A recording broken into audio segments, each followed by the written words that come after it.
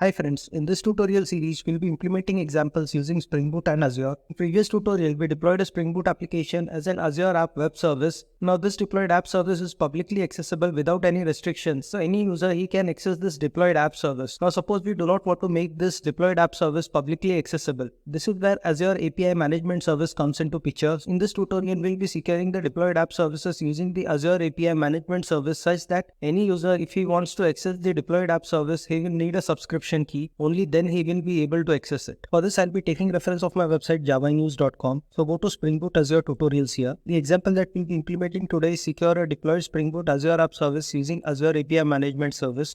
So in previous tutorial, we had deployed the Spring Boot application as an Azure app service. Go to this tutorial here. So this is the workflow that we had implemented for this tutorial. So we had created a Spring Boot application. Then using the Docker file, we had created the Docker image for the Spring Boot application. Then pushed this Docker image to the Azure Container Registry. Then in the Azure portal, we deployed an Azure App Web Service using the image that was there in the Azure Container Registry. Once deployed, the user can then access this Azure App Web Service. This tutorial, you can go through the YouTube video that I have given here. Next, let us go to the Azure portal. So here in the Azure portal, we have deployed the Azure Web App Service named Java News App. This is the URL of the deployed Web App Service, javanews.azurewebsites.net. Go to this URL here. For the deployed Spring Boot application, we had exposed the get endpoint with the URL /test. So here we are able to access the get endpoint. As you can see, this deployed web app service is publicly accessible without any restrictions. So any person can access it. Now suppose we want to restrict access to this deployed web app service.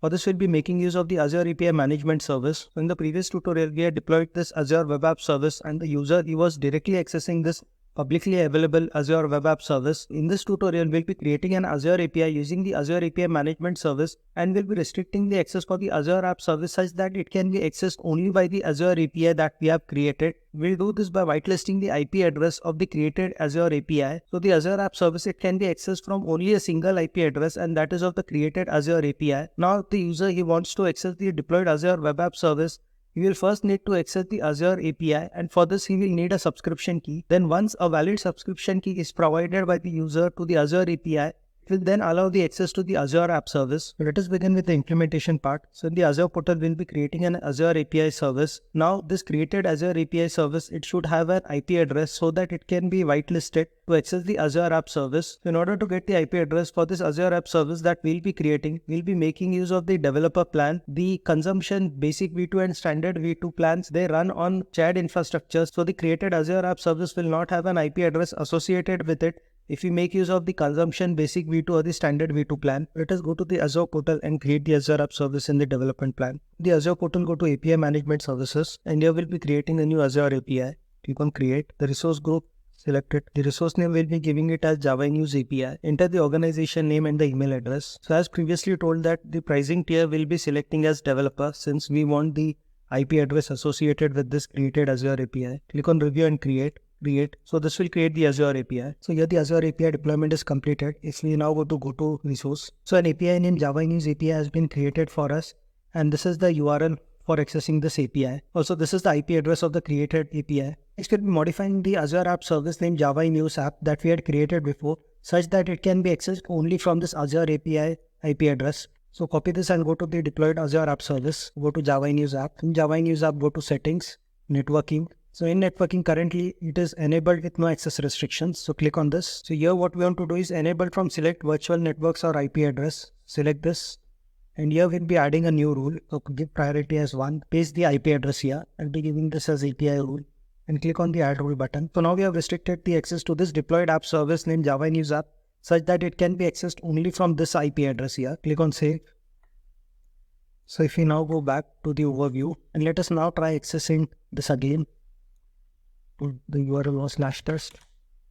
Here it is giving error 403 forbidden because we have restricted the public access, and this can now be accessed only from the IP address of the created Azure API. Next, let us configure the created Azure API.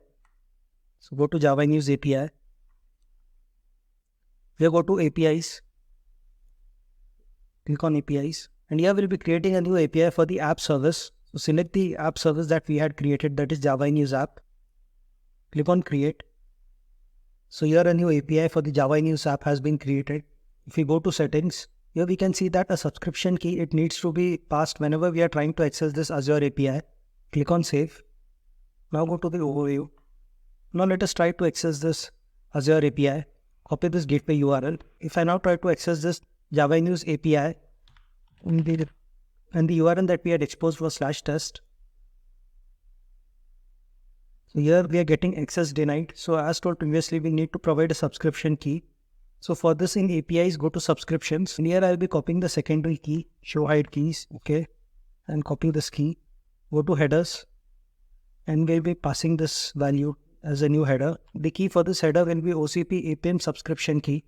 If I now again try to access this API, so now we are correctly getting the response back, hello Java news. So we have restricted the access to the Azure API service such that the user, he can only access it using the Azure API and a subscription key. Hope you have understood this tutorial. Thank you.